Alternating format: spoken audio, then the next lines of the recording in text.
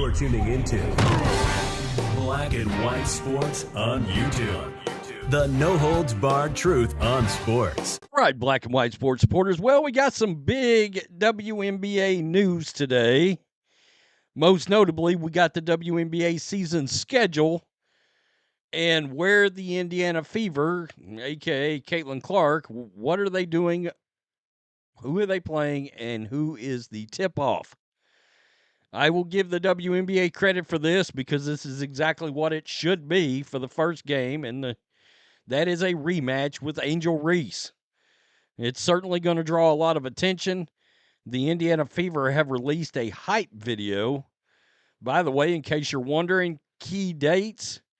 Free agents can sign contracts February 1. The draft is April 14th. May 16th is opening day. Good God, the Commissioner's Cup. Okay.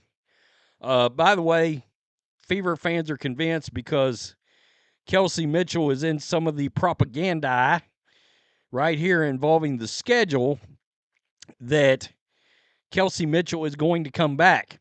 Now, I believe Kelsey Mitchell's coming back anyway. I have, but nonetheless, that's given people a little something to get excited about because I think it's important that they keep their big three together. So, here we go. According to Sports Media Watch, the first game the WNBA will broadcast will be the Indiana Fever hosting the Chicago Sky.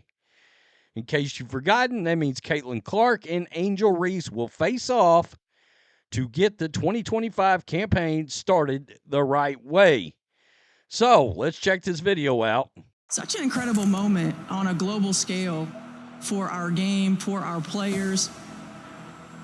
It's like the fans are absolutely incredible. It's the same when we go on the road. Like there's so many people that are showing up in Fever gear. It's really affecting, teams all across our league, which is a really great thing. And, really, I think we're just scratching the surface. I will always embrace it. I don't think any of us will ever take it for granted. A Caitlin Fleury. There could be some more coming. The atmosphere is electric here.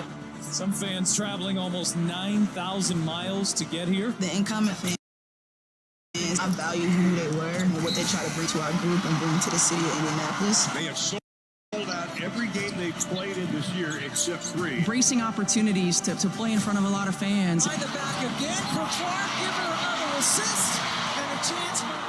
Hearing them cheer every possession is exactly what we need every single night.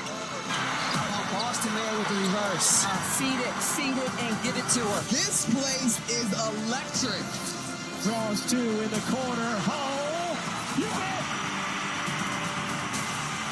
We're seeing here, and that's why it's been so fun to cover the Fever and the Fever fans across the country and other WNBA arenas. 17,608 fans in the building. We're bringing more and more fans to this league, people that have maybe never watched the WNBA before, and it kind of takes your breath away at points. Like it's not something you look around and you're like, oh yeah, no, it's like super cool. It's very cool to.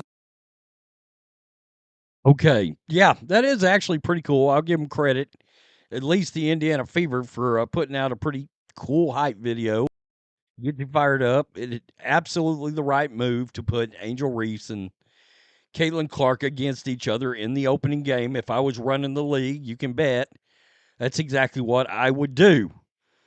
If you remember, Clark at many points last year tried to say that there was no rivalry between the two. While Clark tried to downplay the rivalry, Reese certainly tried to do whatever she could to stoke it. Well, that's because, without Caitlin Clark, Angel Reese doesn't draw the same paycheck. Let's keep it real here. Not really the best way to stoke a rivalry, but then again, Reese is not above doing something classless. Good job, Outkick. So, let's jump over here to the Fever's actual page on X. Get a little reaction. July 15th at the Connecticut Sun. Yep. Already a GIF made of Caitlin Clark and State Farm. It's pretty cool, actually. The Indiana Fever are my favorite show. I can't wait for the upcoming season. Can't wait for 2025. Hopefully having a real coach will make a big difference. That's right. We can all thank God that we're moving on from Christie Sides and we're getting Stephanie White. By the way, you look over here, Indiana, the Fever Rising, that's trending right now. Honestly, pretty good.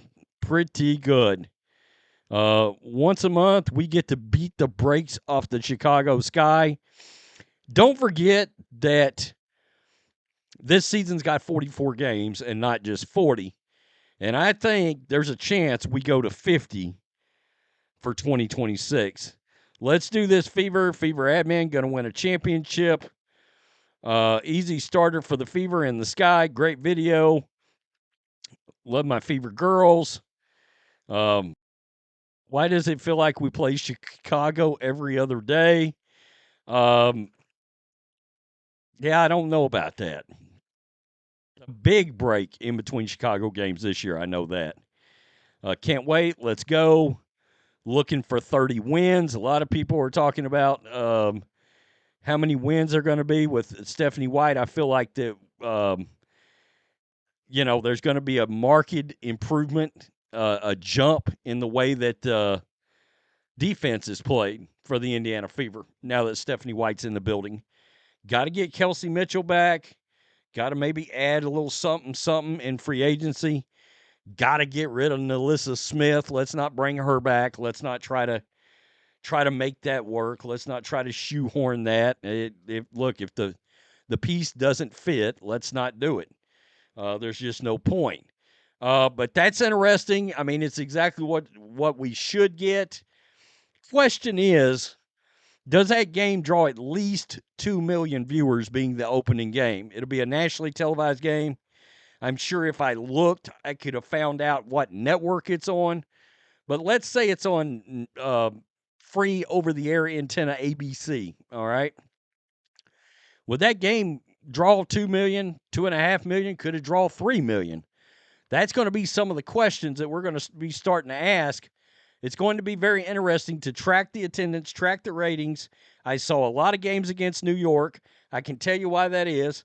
Because in New York, one of those games that they had with Caitlin Clark up there in New York, it had a gate of over $2 million, which was far and away the biggest in WNBA history. So at least it looks like the schedule makers are doing the right thing. Now, I will say this for the WNBA. I would have put together some kind of a 2-minute video, propaganda video about the schedule release. I would have had Caitlin Clark in the video. I would have had her introducing the video. All of that. All right? And that son of a bitch would have went mega viral, introducing the schedule, and maybe at the very end, Angel Reese shows up in the video, whatever. Whatever flames the fires, that's what I would do. Should be interesting. Tell me what you think. Peace. I'm out. Till next time. Thanks for watching the show. Be sure to like, comment, and subscribe. Be sure to tune in next time on Black and White Sports.